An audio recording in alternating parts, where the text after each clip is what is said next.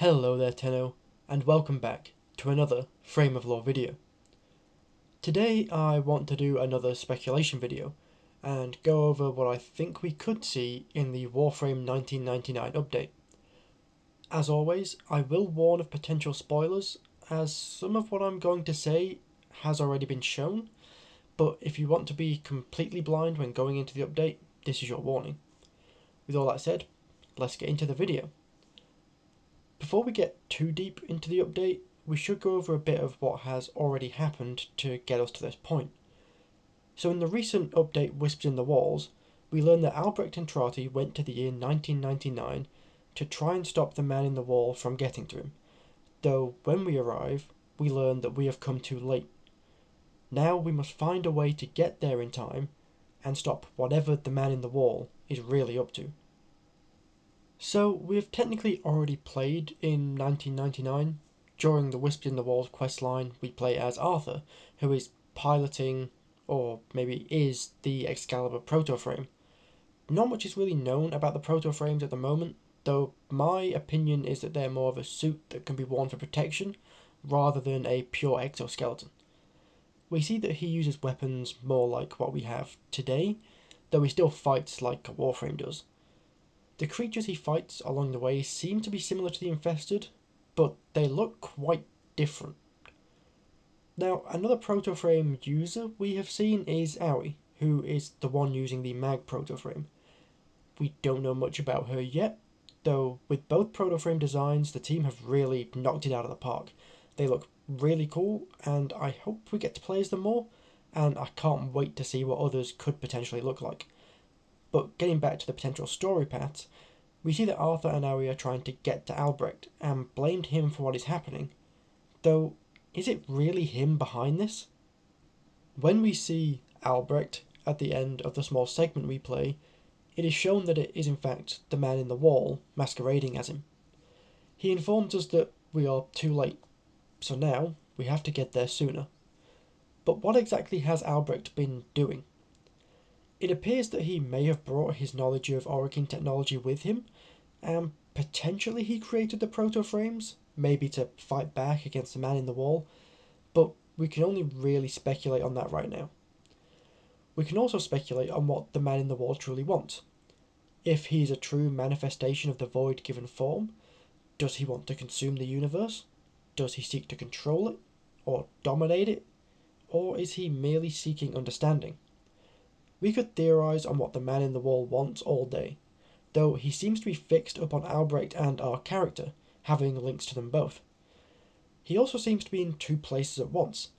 If he did indeed follow Albrecht in 1999, then he is also able to fight us in the current timeline.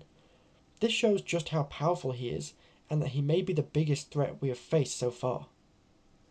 But there is more to the update than simply the man in the wall. I'm curious to see if we get to explore the world in 1999, and see how different it is to the origin system we have come to know and love. We also got teased on the fact there could be a new mount being added in the form of a motorcycle, which would be amazing. It would be great to see an open world area in the update so that we can run around or drive around in. As I said before, they may also give us more proto-frames than the two we've already seen, so they really have the world at their fingertips for what they could bring in this update. Another thing I'm really looking forward to exploring is this new faction that we seem to see in the segment that we got to play. They appear to have a unique look, though they move quite like the Infested do. I personally think they could be an extension of the Murmur that we fight in Albrecht's laboratories, though they could be something completely different altogether. It will also be interesting to see just how much the man in the wall has been able to influence in 1999. If he has his own faction, has he become a tyrant, or is he more of a contained threat? Now, I don't want to overhype anything and guess things are too wild and out there, but this is Warframe, and if the devs have shown us anything, it's that they're always pushing the boundaries and delivering new things that we didn't think were possible before. Overall, this update seems like it'll be one of the biggest they have done, maybe even topping the new war, and that was massive. Though, as for the story, I'm really excited to learn more about the man in the wall and what his potential plans are. It seems that we'll potentially learn more about what he is in this update, and maybe get a glimpse of the overall goal that we have to stop him from reaching. I have mentioned a lot about the man in the wall in this video, but I also want to talk a little more about Albrecht. It seems that he left behind everyone he loved, and left behind a plan to try and stop the man in the wall. So what is his goal in 1999? Why that year? There are a few questions I hope we get to ask him if we meet him in 1999, and I also hope that he'll have a big part to play in the story that unfolds there. It seems Arthur and Aoi already see him as a villain, though is that really the case, or has the man in the wall fooled them? Moving on from pure story elements, I want to have a quick talk about what we could see for a world space in 1999. We already saw the tube station, what that looked like, and in the teaser we got for Aoi we saw a bit more of the surrounding location.